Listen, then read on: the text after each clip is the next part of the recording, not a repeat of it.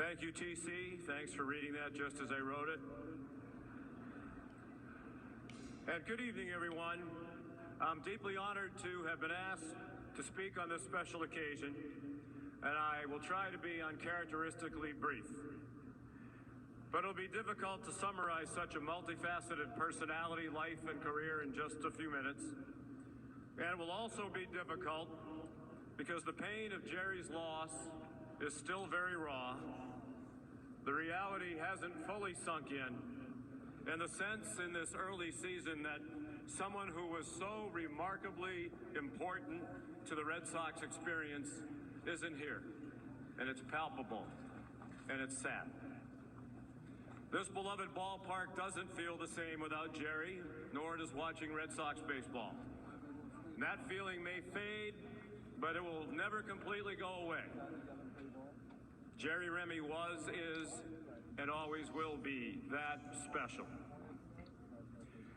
Tonight is a celebration of the life of a man who got to live two dreams. As you know, he grew up in Somerset dreaming of being a major league player, and with his trademark hard work and blessed with great speed, he lived that dream, first with the Angels and then here with the Red Sox. How many of us had dreams of playing for the Red Sox? Jerry lived that dream, and he had a distinguished playing career that ultimately was ended prematurely by a serious knee injury. The second dream happened by accident. At the end of that playing career, needing to make a living, Jerry became a Red Sox broadcaster in 1988. By his own admission, he didn't enjoy it. In fact, he hated it.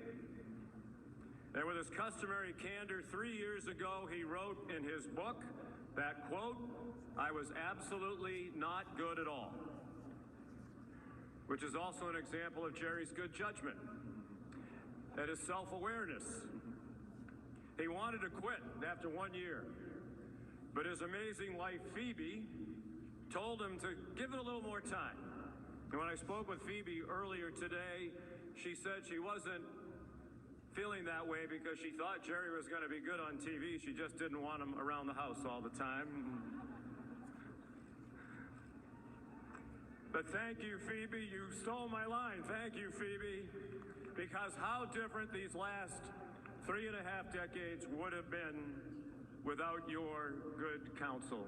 And you and your family are constantly in our hearts and in our thoughts and in our prayers. And with good fortune, Jerry got to work with the legendary Ned Martin. And by working at the craft, Jerry gradually became more comfortable being on the air. Like Jerry, I got the chance to live my childhood dream when I became a Red Sox broadcaster. And the real-life experience surpassed that dream because I had the chance to share the booth with Jerry for 9 years. I and all of us who were blessed to work with him, and not just here on the field, these wonderful people, but the folks behind the cameras and in the truck at every level of the operation, were so blessed to come to the ballpark every night knowing that we had a chance to be a part of a broadcast that was going to be special because Jerry was special. He was going to perform his role at the highest possible level, so we had to make sure that we were at our best. And most of all, he was going to make it fun.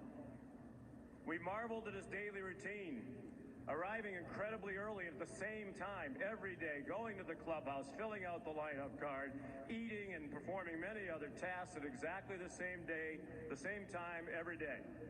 And that daily routine also included exiting the ballpark as fast as was humanly possible. I remember the glare when I didn't get my media guides in my briefcase fast enough post-game.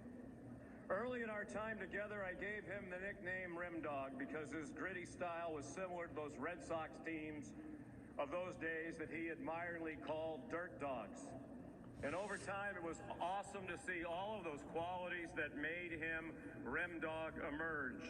He always had the unsurpassed knowledge of passion for the game.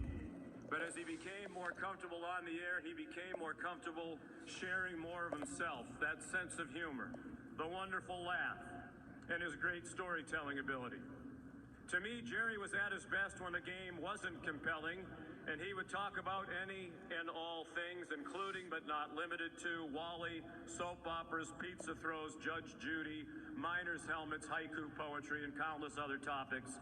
One viewer dubbed inane banter, and she didn't intend it as a compliment. But Red Sox Nation loved it, and we loved it, and we'll always love Jerry. Our job as broadcasters is to entertain and inform, to add to your enjoyment of the game without detracting from it. By that and all other standards by which you would judge a broadcaster, Jerry Remy was an all-time great, not just here in Red Sox Nation, but among all broadcasters of all time.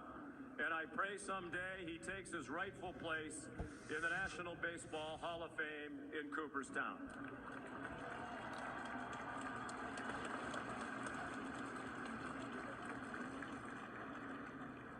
But more than anything else, the reason Jerry became Remdog and a much-loved icon is because of all of you, the fans of Red Sox Nation. Through the decades, you showered him with love and showed him appreciation in so many ways. We just saw examples of it in that video. The omnipresent signs throughout the park, the boxes of mail that showed up in our booth, the kind words you would share when you would encounter him in person as he was speeding toward the parking lot. As he wrote in his book, through his health issues and personal tragedies, his refuge was Red Sox baseball. And every time he returned, as we saw in the video, especially last fall, when he threw out the first pitch before the game against the Yankees, and we knew we were saying goodbye, your thunderous ovations shook this venerable ballpark and touched his and every heart. And you did it not only because of the countless hours of enjoyment that he gave you, but because you came to know during that time spent together that Jerry Remy was a very good man.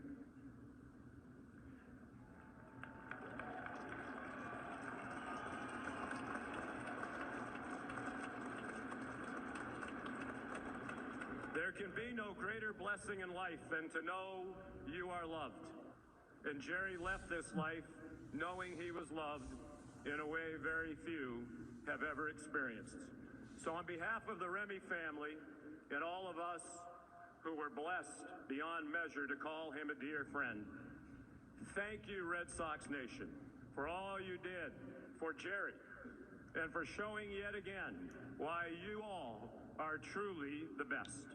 Rest in peace, Remdog. We love you. Thank you very much.